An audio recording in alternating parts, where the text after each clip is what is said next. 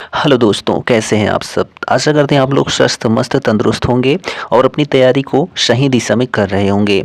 तो हमारा यहाँ प्रैक्टिस सेट साइंस का चल रहा है और इस साइंस में फिजिक्स चल रहा है। शाम 5 बजे यह प्रैक्टिस सेट आपको मिलता है और लगभग यहाँ पर 200 प्लस क्वेश्चंस आपको देखने को एक प्रैक्टिस सेट में मिलते हैं। तो यह जो है लगभग 4500 प्लस प्रश्नों का संग्रह है। यहाँ से जो है सभी जो क्वेश्चन है किसी न किसी एग्जाम में पूछे गए प्रश्न हैं। तो चलिए आज का वीडियो शुरू करते हैं। स्थूल पदार्थों के जो गुण होते हैं उन पर यहाँ पर प्रश्न है। तो देखिए, वह धातु जो सबसे अधिक तन्य है वह सोना होती है। ठीक है। जल स्थानांतरण के सिद्धांत की खोज जो है किसने किया था? तो आर्किमिडीज ने किया था। लोहे की एक छोटी गोली पानी में डूब जाती है जबकि जहाज यानी कि जलयान पानी पर तैरता है। यह सिद्धांत जो है आर्किमिडीज के सिद्धांत पर कार्य करता है। ठीक। कणों की तरंग प्रकृति स्थापित की तो डी ब्रोगली ने। किसने? डी ब्रोगली ने। ध्वनि की तीव्रता का इकाई क्या होती है? तो डेसिबल होती है, यानी ध्वनि को डेसिबल में मापा जाता है। प्रतिध्वनि उत्पन्न होने का कारण है ध्वनि का परावर्तन। ठीक है।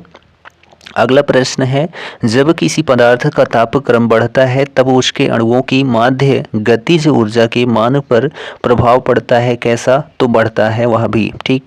जब किसी साबुन के बुलबुले को आवेशित किया जाता है तो घटित होता है, त्रिज्या बढ़ जाती है। ठीक है। विभिन्न स्थानों पर भार का मान परिवर्तित होता है जबकि द्रव्यमान जो है क्या होता है?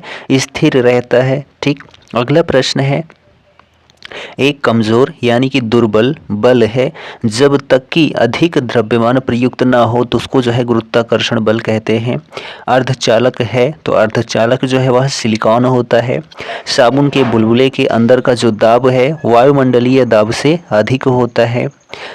तेल जल के तल पर फैल जाता है क्योंकि तेल का तनाव पानी से कम होता है। तेल का पृष्ठ तनाव पानी से कम होता है, इसलिए तेल पानी पर तैरता है। अगला प्रश्न है कि लोहे की सुई पारे की सतह पर तैरती रहती है पृष्ठ तनाव के कारण। एक सुई पानी में डूब जाती है जबकि लोहे से बना जहाज पानी पर तैरता है क्योंकि सुई का अपेक्षित घनत्व उसके द्वारा हटाए हुए पानी के अपेक्षित घनत्व से अधिक होता है। इसलिए जब कोई जहाज नदी से सागर में घुसता है तो वह कुछ ऊपर उठता है। कमरे के ताप पर सिलिकॉन होता है, एक अर्धचालक होता है। वस्तु का द्रव्यमान यानी कि मास होता है तो सब जगह एक समान होता है जो द्रव्यमान होता है वस्तु का। किसी पिंड के संवेग को उसके निम्न के गुणनफल के रूप में परिभाषित किया जाता है तो द्रव्यमान और वेग में। ठीक। लोहे का वह कौन सा गुण है जिसके कारण गर्म लोहे के टुकड़े को पीटकर चाकू का रूप दिया जा सकता है? तो आघात वर्धनीयता का गुण होता है। ठीक। अगला प्रश्न है, कमानी तुला किस सिद्धांत पर कार्य करती है? तो हुक के नियम पर कार्य करती है जो कमानी तुला होती है। नेक्स्ट क्वेश्चन, किसी वस्तु में उत्पन्न हुई विकृति उस पर लागू किए गए दबाव के सीधे समानुपातिक होती है। इसे क्या कहते हैं? तो हुक का नियम कहते हैं। मृदा द्वारा जल के अवशोषण से संबंधित सिद्धांत क्या है? तो केशिका क्रिया है। ठीक। कांच की एक प्लेट पर पानी की बूंद फैलकर एक पतली परत बन जाती है जबकि पारे की बूंद गोलाकार बनी रहती है क्योंकि पारे की संजकता इसकी कांच के साथ असंजकता से अधिक होती है। ठीक। अगला प्रश्न है, किसी आदर्श द्रव की श्यानता कैसी होती है? तो शून्य होती है। दीपक की बाती में तेल के ऊपर चढ़ने का कारण क्या होता है? तो केशिका क्रिया या केशिकत्व होता है। नेक्स्ट क्वेश्चन है, ए वी बराबर स्थिरांक जहां ए अनुप्रस्थ काट का क्षेत्रफल और वी द्रव्य का वेग होता है। इस समीकरण को क्या कहते हैं? तो निरंतरता का समीकरण कहते हैं। एक सुवही प्रवाह में तरल पदार्थ में वेग हर बिंदु पर एक समान रहता है। किसी तरल पदार्थ में डूबे हुए या आंशिक या पूर्ण रूप से पिंड के भार में होने वाली कमी विस्थापित तरल के भार के बराबर होती है। निम्न में से कौन सा वैज्ञानिक इस परिघटना को जो है स्थापित करने वाला पहला व्यक्ति था? तो आर्किमिडीज थे। ठीक है। अगला प्रश्न है, लैक्टोमीटर, हाइड्रोमीटर जहाज़ों और पनडुब्बियों को आर्किमिडीज के सिद्धांत के आधार पर डिज़ाइन किया गया है। इस कारण से, ठीक है, इस कारण से यानी किस कारण से वायु के बुलबुले तरल पदार्थ में उठते हैं? तो श्यानता और उत्प्लावन के कारण। ठीक, जब बर्फ पानी के ऊपर तैरती है तब इसका 0.1 हिस्सा पानी के बाहर रहता है। ठीक, यदि एक बर्तन में तैरती हुई बर्फ पिघलती है तो उस बर्तन में जल का स्तर जो होगा उसमें कोई परिवर्तन नहीं होने वाला है। अगला क्वेश्चन है, किसी तैरती हुई वस्तु पर लगने वाले ऊर्ध्वबल को उछाल कहते हैं। अगर आकर्षण शक्ति न हो तो निम्न तरल पदार्थ के लिए लागू नहीं होता है, तो ऊपरी दबाव। लैक्टोमीटर दूध के नमूने की शुद्धता मापने के लिए प्रयोग किया जाता है लैक्टोमीटर, और हाइड्रोमीटर तरल पदार्थों के घनत्व को निर्धारित करने के लिए हाइड्रोमीटर का प्रयोग किया जाता है। ये सभी आर्किमिडीज के सिद्धांत पर काम करते हैं। पर्वतीय क्षेत्रों में जल का क्वथनांक होगा तो जितना समुद्र तल पर होता है उससे कम होगा। ठीक है, पर्वतीय जल में जल का क्वथनांक। पानी का क्वथनांक ऊंचाई पर कम क्यों हो जाता है? तो कम वायुमंडलीय दबाव के कारण। अधिक ऊंचाई पर उड़ने वाले हवाई जहाज में स्याही वाले पिन लीक करते हैं, तो पिन के बाहर कम वायुमंडलीय दबाव के कारण ऐसा होता है। ठीक, चलिए अगला क्वेश्चन देखिए कि पास्कल का सिद्धांत, पास्कल के सिद्धांत के अनुसार दबाव प्रति इकाई क्षेत्रफल पर लगने वाले बल जिस पर वह कार्य करता है के बराबर होता है। पास्कल के नियम के अनुसार एक ताज़े अंडे को नमक के पानी में डालने पर जो है तैरता है। ठीक, घनत्व सर्वाधिक होता है तो पानी का, जब जल जम जाता है तो उसका घनत्व घटता है। किसी पदार्थ की सामग्री का घनत्व उसके द्रव्यमान को जो है आयतन से विभाजित करने पर प्राप्त होता है। ठीक है, यदि बंद पात्र में कुछ गैस निकालकर दाब कम कर दिया जाए तो गैस के अणुओं का माध्य मुक्त पथ होगा तो बढ़ेगा। किसी गैस का आणविक द्रव्यमान होता है तो उसके वाष्प दाब से 2 गुना होता है किसी गैस का आणविक द्रव्यमान। अब यहाँ पर हमारी जो चर्चा होगी ध्वनि एवं तरंग गति से जो प्रश्न पूछे गए हैं सभी एग्जाम में। ठीक, तो देखिए फर्स्ट क्वेश्चन है, एक कंपित क्वार्ट्ज क्रिस्टल द्वारा हवा में उत्पन्न अल्ट्रासोनिक तरंगें जो हैं अनुदैर्ध्य तरंग के एक उदाहरण होती हैं। ठीक, अगला क्वेश्चन है, परश्रव्य तरंगों यानी अल्ट्रावायलेट यानी कि अल्ट्रा साउंड वेव्स का प्रयोग किया जाता है तो चमगादड़ द्वारा अपने शिकार का पता लगाने में। ठीक है, पराश्रव्य तरंग का प्रयोग किया जाता है जलपोत द्वारा समुद्र की तह की गहराई ज्ञात करने में। मानव शरीर के आंतरिक अंगों में दोषों का निदान करने में पराश्रव्य तरंगों का प्रयोग किया जाता है। ठीक, अगला क्वेश्चन है, ध्वनि निर्वात माध्यम में जो है यात्रा नहीं कर सकती है। ठीक, वह विद्युत चुंबकीय विकिरण जिसमें सबसे लंबे तरंग दैर्ध्य होते हैं तो उसको रेडियो तरंगे कहते हैं। एक ध्वनिक पदार्थ है तो लोहा। ठीक, समान प्रावस्था में कंपायमान माध्यम के किन्हीं 2 सबसे निकटतम कणों के बीच की दूरी होती है तो तरंग दैर्ध्य। ठीक, सबसे अधिक तरंग दैर्ध्य होता है तो नारंगी रंग का सबसे अधिक तरंग दैर्ध्य होता है जबकि लाल रंग का सबसे कम होता है। रेडियो तरंग का वेग होता है तो 3 × 10⁸ मीटर प्रति सेकंड होता है रेडियो तरंग का वेग जो होता है। ठीक, अगला क्वेश्चन देखिए, FM प्रसारण बैंड के बीच होता है तो VHF रेंज होता है। ध्वनि की गति सबसे अधिक होती है या सबसे तेज होती है तो लोहे में। 80 डेसिबल माप से अधिक ध्वनि को जो है क्या कहा जाता है तो शोर कहा जाता है। 80 डेसिबल से यदि ध्वनि जो है अधिक है तो उसको शोरगुल कहा जाएगा। सुपरसोनिक स्पीड मापने का यूनिट क्या है तो मैक है। ठीक है, आवृत्ति की ध्वनि मनुष्य द्वारा श्रव्य होगी तो 100 हर्ट्ज से आवृत्ति की ध्वनि मनुष्य द्वारा श्रव्य होती है। ध्वनि तरंग की वह विशेषता जो इसके तारत्व को तय करती है उसको आवृत्ति कहते हैं। प्रतिध्वनि सुनने के लिए स्रोत तथा परावर्तन सतह के बीच न्यूनतम दूरी होनी चाहिए तो लगभग जो है 17 मीटर। ठीक है, 2 व्यक्तियों के वार्तालाप में आवाज़ का डेसिबल स्तर कितना होता है तो लगभग जो है 30 डेसिबल होता है। अगला प्रश्न है, दीवार से प्रतिध्वनि सुनने के लिए न्यूनतम दूरी 17.2 मीटर होनी चाहिए। ध्वनि का निर्वात माध्यम से गमन नहीं हो सकता है, ठीक है, यानी ध्वनि निर्वात के माध्यम से नहीं जा सकती है। ध्वनि मापक इकाई को क्या कहते हैं, तो डेसिबल कहते हैं। ध्वनि की गति सर्वाधिक होती है तो बर्फ में, यह जो है उदाहरण के या ऑप्शन के थ्रू होता है, ठीक। अगला क्वेश्चन है, मनुष्य का कान सबसे सुग्राही होता है तो 1000 हर्ट्ज पर, ठीक है। सुनने की दृढ़ता होती है तो 1/10 प्रति सेकंड होती है, ठीक है, 1/10 सेकंड होती है। अगला क्वेश्चन है, दृष्टि की दृढ़ता होती है तो 1/16 सेकंड। पराध्वनिक विमान उड़ते हैं तो ध्वनि की चाल से अधिक चाल से, ठीक। ध्वनि का एक महत्वपूर्ण अभिलक्षण यानी कि तारतम्य यानी कि पिच निर्भर करता है तो उसकी आवृत्ति पर, ठीक है। ध्वनियों के छोटे विभाजनीय ध्वनि इकाइयों को स्पष्ट करता है, जिसमें से प्रत्येक की एक अस्मिता होती है तो उसको ध्वनिग्राम कहते हैं। ध्वनि का वेग अधिकतम होता है तो स्टील में। दूरसंचार के लिए प्रयुक्त तरंगें होती हैं तो माइक्रोवेव तरंगें या फिर सूक्ष्म तरंगें जिनको कहते हैं।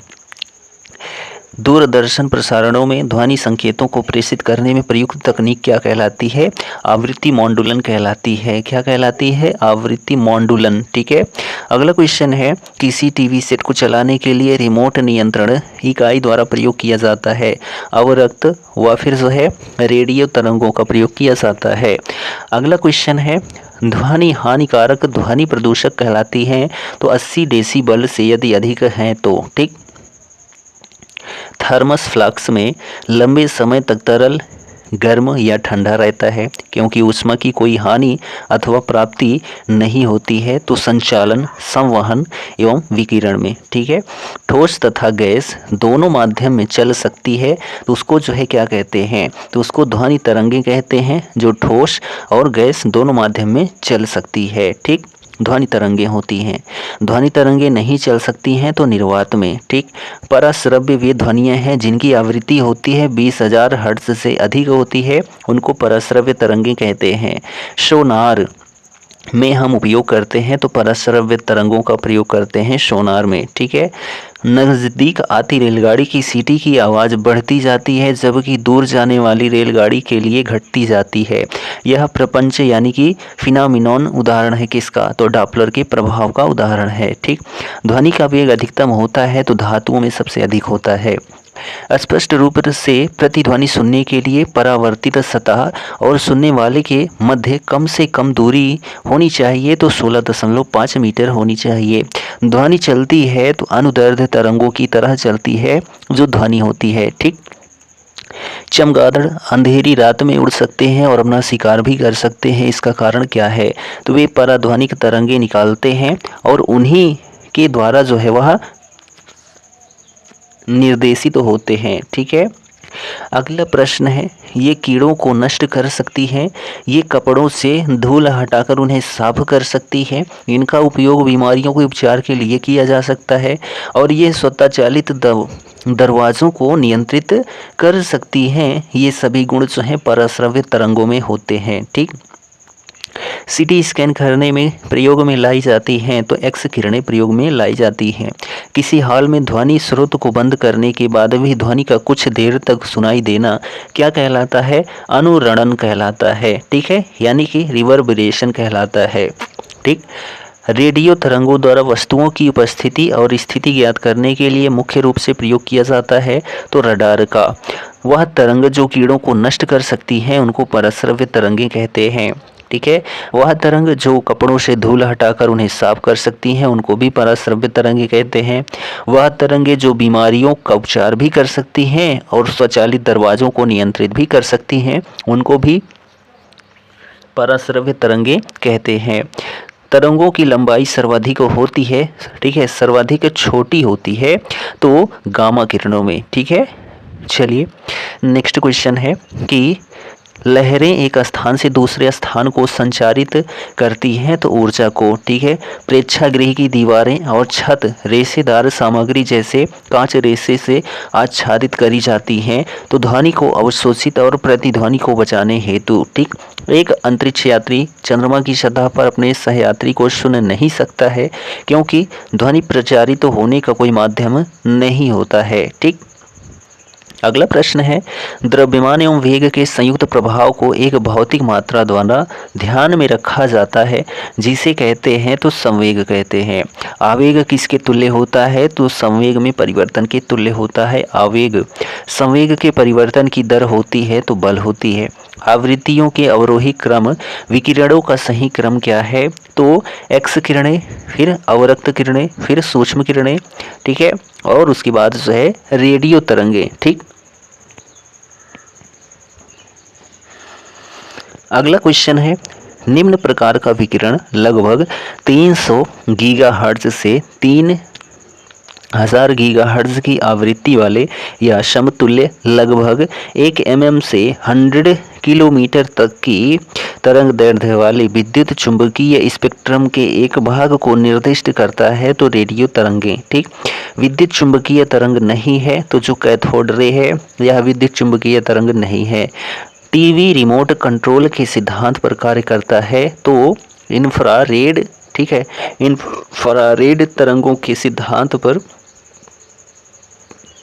कार्य करता है, ठीक। चलिए अगला क्वेश्चन है कि आयनित विकिरण में कुछ जीवित कोशिका में परमाणुओं को प्रभावित करने के लिए पर्याप्त ऊर्जा होती है जिससे उनकी आनुवंशिक सामग्री को नुकसान होता है, ठीक है।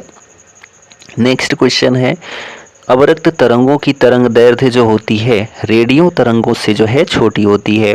प्रकाश के तरंग सिद्धांत को प्रस्तावित किया था तो क्रिश्चियन हाइगेंस ने, किसने, क्रिश्चियन हाइगेंस ने जो है प्रकाश के तरंग सिद्धांत को प्रस्तावित किया था।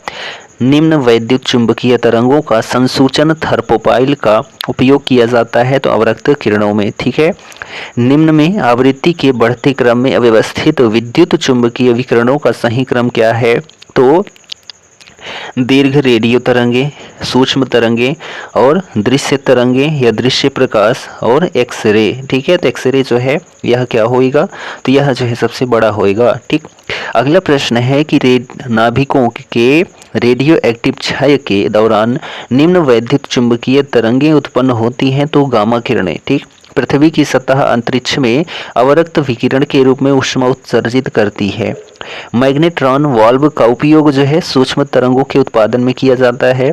निम्न वैद्युत चुंबकीय तरंगों का संसूचन बिंदु संपर्क डायोड का उपयोग करके किया जा सकता है तो सूक्ष्म तरंगों में, ठीक। चलिए अगला प्रश्न है, तरंग दैर्ध्य की सीमा 700 nm से 400 nm तक होती है तो दृश्य प्रकाश में किसी तरंग की प्रबलता उसके निम्न के अनुपात में होती है तो आयाम के वर्ग के अनुपात में। किसी लहर की तीव्रता उस लहर की यात्रा की दिशा के लंबवत प्रति इकाई क्षेत्र में ऊर्जा के हस्तांतरण की जो है दर को कहते हैं, ठीक। जिस पर घटना से प्रकाश के अनुप्रस्थ स्वरूप को स्थापित किया वह प्रघटना क्या है, ध्रुवीकरण है। निम्न तरंगों को ध्रुवित नहीं किया जा सकता है तो कौन सी तरंगे हैं तो पराश्रव्य तरंगे हैं, ठीक। अगला क्वेश्चन है कि अनुदैर्ध्य तरंगें या तरंगों गैसीय माध्यम में जो है ध्वनि तरंगों का एक उदाहरण है, ठीक। सुपरपोजिशन के सिद्धांत के अनुसार हस्तक्षेप का संदर्भ अंतरिक्ष में मैक्सिमा और मिनिमा के क्षेत्रों का उत्पादन करने के लिए दो या अधिक सुसंगत तरंगों के एक दूसरे के ऊपर रखने से होता है, ठीक। तरंगों की आवृत्ति यानी कि f और आवर्तकाल यानी कि t के बीच उचित संबंध क्या है तो f गुणे t बराबर i, ठीक है। f गुणे t बराबर 1 है। चलिए अगला क्वेश्चन देखिए कि निम्न वैद्युत चुंबकीय तरंगों के संसूचन के लिए गीगर ट्यूब का उपयोग किया जाता है तो गामा किरणों में, ठीक है। अगला प्रश्न है, ऑस्ट्रियाई वैज्ञानिक क्रिश्चियन डॉपलर द्वारा डॉपलर प्रभाव की खोज किस वर्ष में की गई थी जो एक पर्यवेक्षक के संदर्भ में एक गतिमान स्रोत द्वारा उत्पन्न किसी भी प्रकार की ध्वनि या प्रकाश तरंग की आवृत्ति में परिवर्तन का वर्णन करता है। तो 1842 में जो है डॉपलर प्रभाव की खोज की गई थी, ठीक है, क्रिश्चियन डॉपलर के द्वारा। अगला क्वेश्चन देखिए कि अवरक्त तरंगें, ठीक है, अवरक्त तरंगों को ऊष्मा तरंगों के रूप में भी जाना जाता है। रडार प्रणाली में उपयोग की जाने वाली जो तरंगें होती हैं सूक्ष्म तरंगें होती हैं। ध्वनि की प्रबलता ध्वनि उत्पन्न वर्ग करने वाले कंपन के आयाम के समानुपाती होती है। ध्वनि जो कि एक यांत्रिक तरंगे हैं, निम्न माध्यम में यात्रा नहीं कर सकती है। तो ध्वनियाँ जो होती है वह निर्वात में यात्रा नहीं कर सकती हैं, ठीक। ध्वनि निम्न माध्यमों से किस में यात्रा नहीं कर सकती है? तो निर्वात में। स्टेथोस्कोप किस सिद्धांत पर कार्य करता है? तो ध्वनि के परावर्तन के सिद्धांत पर कार्य करता है जो स्टेथोस्कोप होता है। एक विशिष्ट ताप पर निम्न माध्यम में ध्वनि तरंगों की गति जो है सर्वाधिक होती है, तो ठोस में, ठीक। ध्वनि इस्पात में सबसे तेज यात्रा करती है। अल्ट्रासोनिक ध्वनियाँ जो हैं वे ध्वनियाँ होती हैं जो 20,000 हर्ट्ज से अधिक होती हैं, उनको अल्ट्रासोनिक ध्वनियाँ कहा जाता है। महिलाओं की तीखी आवाज़ जो है उच्च आवृत्ति के कारण होती है। किसी औसत वयस्क व्यक्ति के लिए ध्वनि की श्रव्य सीमा क्या होती है? तो 20 से 20,000 हर्ट्ज तक होती है, ठीक। अगला क्वेश्चन देखिए, बिजली गड़गड़ाहट की आवाज़ उसकी चमक से काफ़ी बाद में सुनाई देती है, इससे क्या ज्ञात होता है? तो ध्वनि की गति प्रकाश की गति से बहुत कम होती है, ठीक। वायु में ध्वनि का वेग होता है तो 343 मीटर प्रति सेकंड होता है।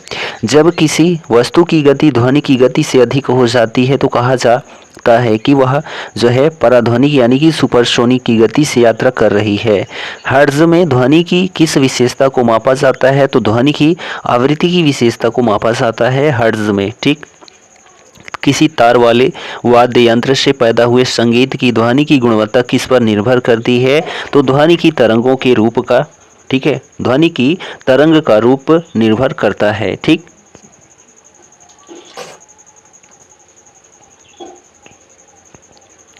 अगला प्रश्न है, निम्न गैस यानी कि तार फिलामेंट के जीवन काल को बढ़ाने के लिए तापदीप्ति बल्बों में भरी जाती है, तो नाइट्रोजन गैस, ठीक।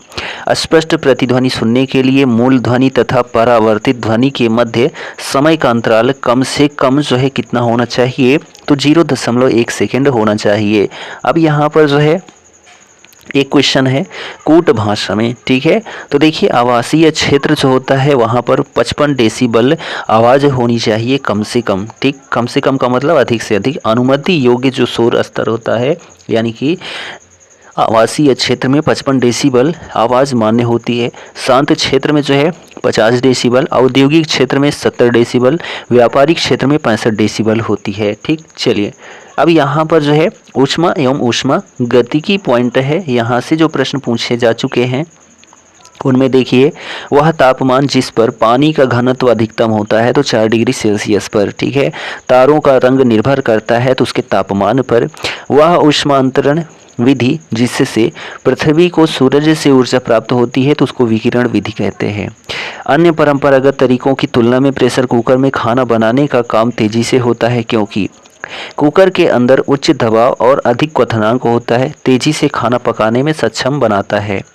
शुद्ध जल का अधिकतम घनत्व जो होता है 4 डिग्री सेल्सियस तापक्रम पर होता है। जब जल जमता है तब इसका घनत्व जो है क्या होता है? घटता है। नमक को बर्फ के साथ मिलाने से हिमांक जो है क्या हो जाएगा? घटेगा, ठीक। अगला प्रश्न देखिए, सबसे कम तापमान जिस पर कोई पदार्थ आग पकड़ता है उसे कहा जाता है तो प्रज्वलन तापमान कहते हैं। वह धातु जो ताप का अच्छा सुचालक है परंतु बिजली का बुरा, उसको अभ्रक कहते हैं।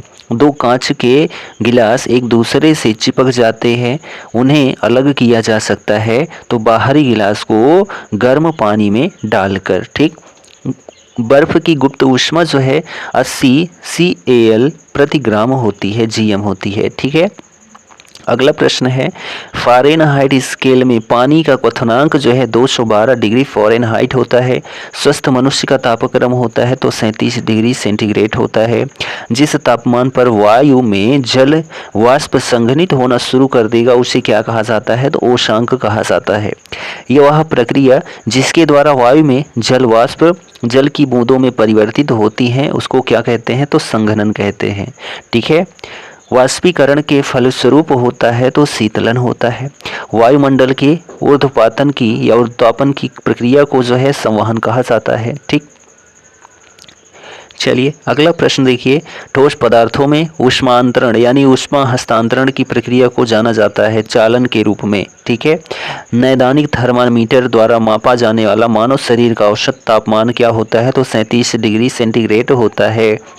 अगला क्वेश्चन है कि फ़ारेनहाइट में जल का क्वथनांक होता है तो 212 डिग्री फ़ारेनहाइट।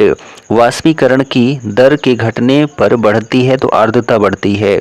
लघु पतन के समय पर परिपथ में विद्युत धारा का मान बहुत अधिक बढ़ जाता है। ऊष्मा इंजनों में से कार्बोरेटर का प्रयोग किया जाता है तो पेट्रोल इंजन में। ठीक है। विद्युत चुंबकीय विकिरणों की ऊर्जा का अवरोही क्रम क्या है? तो गामा, फिर बीटा, फिर अल्फा। ठीक है। अगला प्रश्न है कि जब सीले बिस्कुटों को थोड़ी देर के लिए फ्रिज के अंदर रखा जाता है तो वह कुरकुरे हो जाते हैं क्योंकि फ्रिज के अंदर आर्द्रता कम होती है और इसलिए अतिरिक्त नमी अवशोषित हो जाती है जिसके कारण बिस्किट कुरकुरे हो जाते हैं। गीले कपड़े सबसे जल्दी सूख जाएंगे 20% आर्द्रता पर 60 डिग्री सेल्सियस तापमान पर। ठीक है। रेफ्रिजरेटर में खाद्य पदार्थ ताज़ा रखने हेतु सुरक्षित तापमान कितना होता है? तो 4 डिग्री सेल्सियस होता है। गर्मियों में सफ़ेद कपड़े पहनना ज़्यादा आरामदेह होता है क्योंकि ये अपने ऊपर पड़ने वाली सारी ऊष्मा को जो है परावर्तित कर देते हैं। ठीक। शीतकाल में जब झील की ऊपरी सतह का पानी बर्फ में बदल जाता है फिर भी जलीय जंतु जीवित रहते हैं क्योंकि पानी का घनत्व 4 डिग्री सेंटीग्रेड पर सबसे अधिक होता है जिससे बर्फ की ऊपरी सतह के नीचे पानी रहता है। ठीक है। यानी ऊपर बर्फ है लेकिन नीचे क्या होता है? पानी होता है। यदि जल का तापमान 9 डिग्री सेल्सियस से गिराकर 3 डिग्री सेल्सियस कर दिया जाता है तो जल का आयतन पहले घटेगा और बाद में बढ़ेगा। ठीक। अगला क्वेश्चन है, जब किसी बोतल में पानी भरा जाता है और उसे जमने दिया जाता है तो बोतल टूट जाती है। पानी जमने पर जो है वह फैलता है। इसलिए मनुष्य आर्द्रता या गर्मी से परेशानी अनुभव करता है। इसका कारण क्या है? पसीना आर्द्रता के कारण जो है वाष्पित नहीं होता है इसीलिए परेशान होता है। ठीक। गर्मी के मौसम में एक पंखा आराम का बोध कराता है क्योंकि हमारा पसीना अधिक गति से वाष्पित होता है। शीशे की छड़ जब भाप में रखी जाती है तो इसकी लंबाई बढ़ जाती है परंतु इसकी चौड़ाई जो है वह बढ़ती है। ठीक। चलिए अगला प्रश्न देखिए, यहाँ पर है कि अधिक गंभीर ज्वालक पैदा होता है तो भाप से। ऊष्मा का सर्वाधिक उत्तम चालक क्या है? तो जल है। जब बर्फ पिघलती है तब आयतन घटता है। एक लोहे के गेंद को गर्म किया जाए तो सर्वाधिक प्रतिशत वृद्धि होगी उसके आयतन में। बादल आच्छादित रातें स्वच्छ आकाश वाली रातों से अधिक गर्म होती हैं क्योंकि बादल पृथ्वी तथा हवा से ऊष्मा का विकिरण रोकता है। ठीक है। यानी कि बादल आच्छादित रातें जो होती हैं स्वच्छ आकाश वाली रातों से अधिक गर्म होती हैं क्योंकि बादल पृथ्वी तथा हवा से ऊष्मा का विकिरण रोकता है। इसलिए रेफ्रिजरेटर में थर्मोस्टेट का कार्य क्या है? तो एक समान तापमान को बनाए रखना। ठीक। यदि एक चाय के प्याले में चाय को 90 डिग्री सेल्सियस से 80 डिग्री सेल्सियस तक ठंडा होने में ठीक 1 मिनट का समय लगता है तो उसी को जो है 70 डिग्री सेल्सियस से 60 डिग्री सेल्सियस तक ठंडा होने में कितना समय लगेगा? तो ठीक एक मिनट ही लगने वाला है। ठीक है। क्योंकि 10 डिग्री सेल्सियस वहाँ भी घटा, 10 यहाँ भी घटा तो वहाँ 1 मिनट लगा तो यहाँ भी 1 मिनट ही लगेगा। ठीक। अगला प्रश्न है कि यदि एक बंद कमरे में रखे रेफ्रिजरेटर का दरवाज़ा खुला रखें तो कमरे में तापमान बढ़ेगा। यदि हम एक लोहे के टुकड़े को गर्म करते जाएं तो प्रथम वह हल्का लाल चमकता है, फिर सफ़ेद तथा अंत में हो जाता है तो नारंगी। वायु कूलर यानी शीतलक अधिक प्रभावी है तो रेगिस्तानी क्षेत्र में। ठीक। चलिए अगला क्वेश्चन देखिए, क्रीम निकालने वाले संयंत्र में दुग्ध चर्बी अलग हो जाने का कारण क्या होता है? तो केंद्र से हट जाने वाला बल, ठीक है। चिड़ियों के उड़ने से न्यूटन का सिद्धांत जो सिद्ध होता है वह गति का तीसरा नियम है, ठीक है। परम शून्य उस तापक्रम को कह सकते हैं जिस पर किसी गैस की आणविक गति रुक जाती है। किसी बॉडी यानी पदार्थ की गतिक ऊर्जा होती है तो उसके संवेग के अनुपात में। बर्फ के दो ब्लॉक यानी कि टुकड़े जब आपस में दबाए जाते हैं तो बर्फ का एक ब्लॉक बन जाता है, क्योंकि बर्फ का गलनांक दबाव के बढ़ने से घटता है, ठीक। दो पानी की छोटी बूंदें यानी बिंदु एक दूसरे में संलीन होकर बड़ी बूंद बनाती हैं। इस प्रक्रिया में जो है ऊर्जा विमुक्त होती है। ताप मापने के लिए युक्ति का प्रयोग किया जाता है थर्मामीटर में, ठीक है। एक नैदानिक थर्मामीटर 35 डिग्री सेल्सियस से 42 डिग्री सेल्सियस तापमान को मापता है, जो एक नैदानिक थर्मामीटर होता है। फ़ारेनहाइट स्केल पर भापांक यानी कि स्टीम पॉइंट है तो 212 डिग्री फ़ारेनहाइट है। समुद्र स्तर पर पानी का क्वथनांक होता है तो 100 डिग्री सेल्सियस होता है। तरल पदार्थ के क्वथनांक पर जो है तापमान नियत रहता है, ठीक। अगला क्वेश्चन देखिए कि 30 डिग्री सेल्सियस बराबर जो है 303 केल्विन होता है लगभग में। दो निकायों के मध्य ऊष्मा के प्रवाह की दिशा निर्भर करती है तो उनके ताप पर। जहां फ़ारेनहाइट तथा सेल्सियस दोनों पैमाने समान होते हैं, तापमान का वह पाठ्यांक है तो 40 डिग्री, ठीक है। परम शून्य वह तापमान है जिस पर गैसों में आणविक गति घटने लगती है। परम शून्य को किस प्रकार परिभाषित किया जाता है? तो वह तापमान जिस पर सब आणविक गतियां बंद हो जाती हैं वह परम शून्य होता है। 0 डिग्री केल्विन, ठीक है, 0 डिग्री के बराबर है तो जो है यहाँ पर 273 डिग्री सेल्सियस के, ठीक। जब तरल और उसके आसपास के बीच का तापमान अंतर दोगुना हो जाता है तो ऊष्मा की हानि की दर ही जो है क्या हो जाएगी? दोगुना हो जाएगी। क्रायोजेनिक्स भौतिकी की एक शाखा है जो संबंधित है अत्यंत नीचे तापमान, ठीक। दो पिंडों के तापमान में अंतर 30 डिग्री सेंटीग्रेड है। डिग्री फ़ारेनहाइट में यह अंतर कितना होगा? तो 54 होगा, ठीक है। चलिए अगला क्वेश्चन देखिए, यहाँ पर है कि सूर्य पृथ्वी को किस माध्यम द्वारा ऊष्मा देती है? तो विकिरण माध्यम के द्वारा। किसी पदार्थ में ताप परिवर्तन के दौरान संभावित या संभारित ऊष्मा ऊर्जा किस रूप में संग्रहित रहती है? तो गतिज ऊर्जा में। सूर्यास्त के बाद भी पृथ्वी की सतह के निकट वायु किस कारण ऊष्मा प्राप्त करती रहती है? तो स्थलीय विकिरण के कारण। ऊष्मीय ऊर्जा की 1 कैलोरी यांत्रिक ऊर्जा की लगभग जो है 4.2 जूल्स के बराबर होती है। तापीय विस्तार गर्मियों के दौरान एफिल टावर को और लंबा कर देता है। तापीय विस्तार जो होता है ना, गर्मियों के दौरान एफिल टावर को और लंबा कर देता है। वातावरण के भीतर क्षैतिज ऊष्मा अंतरण को क्या कहते हैं? अभिवहन कहते हैं। प्रेशर कुकर में खाना जल्दी पकता है पानी के क्वथनांक में वृद्धि के कारण, ठीक है। लकड़ी के एक चम्मच को आइसक्रीम के प्याले में डुबोया जाता है, इसका दूसरा सिरा जो है ठंडा नहीं होगा, ठीक। सबसे बढ़िया कुचालक क्या है? तो कांच है। बुरादे से ढकी हुई बर्फ जल्दी से नहीं पिघलती है, बुरादा ऊष्मा का कुचालक होता है इसलिए, ठीक। चलिए अगला प्रश्न देखिए, यहाँ पर है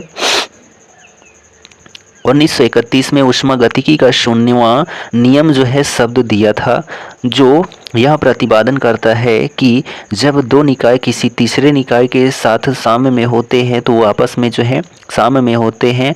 राल्फ एच फाउलर ने, ठीक। ऊष्मागतिकी में ऊष्मा गर्म पदार्थ से ठंडा पदार्थ में स्थानांतरित होने वाली ऊर्जा का एक प्रकार होता है ऊष्मागतिकी, ठीक है। यदि जो है तापमान समान है तो वे पिंड जो है तापीय समय में होंगे, ठीक है। तो वे पिंड जो हैं तापीय समय में होंगे, ठीक। ऊष्मागतिकी की उस प्रक्रिया को जो है कहा जाता है क्या? आइसोकोरिक कहा जाता है, जिसके दौरान इस प्रक्रिया के तहत आने वाले संवरित तंत्र यानी क्लोज्ड सिस्टम का आयतन स्थिर रहता है। जब बर्फ बनती है तो जल की एंट्रोपी जो होती है घट जाती है। आंतरिक ऊर्जा अवस्था का एक कार्य है और आंतरिक ऊर्जा में हुई वृद्धि प्रणाली को आपूर्ति की गई ऊष्मा और प्रणाली द्वारा किए गए कार्य के योग के बराबर होती है। तो ऊष्मागतिकी का यह प्रथम नियम होता है, ठीक। अगला क्वेश्चन देखिए, यहाँ पर है कि विलियम थॉमसन ने, ठीक है, विलियम थॉमसन ने ऊष्मागतिकी के प्रथम 2 नियमों को क्रमबद्ध किया और यह निष्कर्ष निकाला कि ताप का परम शून्य -273.15 डिग्री सेल्सियस है। इसके लिए उन्हें केल्विन तापमान स्केल के नामकरण के साथ सम्मानित किया गया, तो विलियम थॉमसन को, ठीक है। अगला प्रश्न और आखिरी प्रश्न है आज के प्रैक्टिस सेट का, ठीक है। तो जल का क्वथनांक जो है कितना होता है, तो 373 केल्विन होता है। मानव शरीर का सामान्य तापमान 310 केल्विन होता है। जल का अधिकतम घनत्व जो है 277 केल्विन होता है और -40 डिग्री फ़ारेनहाइट जो होता है वह 233 केल्विन होता है, ठीक। तो यहाँ पर हम लोगों ने 3 टॉपिक कंप्लीट किया। तो यहाँ पर यह वीडियो आपको कैसा लगा कमेंट करके ज़रूर बताएं और चैनल पर नए हैं तो चैनल को सब्सक्राइब भी कर लें। हमारे चैनल को आप फॉलो नहीं कर रहे हैं, यही हमें दुख है। आप अपने दोस्तों में शेयर करें और वीडियो को पूरा ज़रूर देखें, तभी आपको लाभ प्राप्त होगा। तो हम मिलते हैं नेक्स्ट वीडियो में, तब तक के लिए जय हिंद, good bye and take care.